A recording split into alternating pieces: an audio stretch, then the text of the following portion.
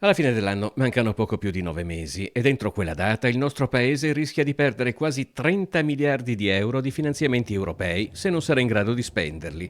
A lanciare l'allarme l'ufficio studi della CGA di Mestre, secondo il quale dei 64 miliardi e 800 milioni di euro di fondi europei di coesione messi a disposizione dell'Italia nel periodo 2014-2020, la spesa certificata da Bruxelles al 31 dicembre scorso è stata di 35 miliardi, pari al 54% del totale. Entro la scadenza di attuazione di questo settennato, quindi, il 31 dicembre, dobbiamo spendere i restanti 30 miliardi, pari al 46 della quota totale, di cui 10 di cofinanziamento nazionale. Nel Veneto la situazione non presenta criticità, ma nel resto del paese le cose stanno diversamente. Nel Mezzogiorno, ad esempio, sono a rischio molti fondi di coesione europei, ma anche le risorse del PNRR.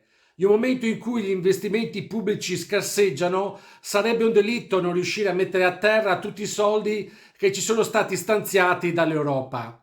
Il Veneto ha speso quasi il 90% delle risorse, rimangono da spendere 71 milioni. Ma fatto salvo che le due regioni che hanno già utilizzato maggiormente le risorse europee sono Lazio e Molise, le amministrazioni che appaiono più in difficoltà si trovano nel Mezzogiorno. La Sicilia deve spendere quasi 1,5 miliardi, la Campania 1 miliardo e quasi 300 milioni. Chi al sud si oppone alla riforma dell'autonomia dovrebbe riflettere seriamente perché alcune regioni invece chiedono di gestire in prima persona molte funzioni e altrettante competenze.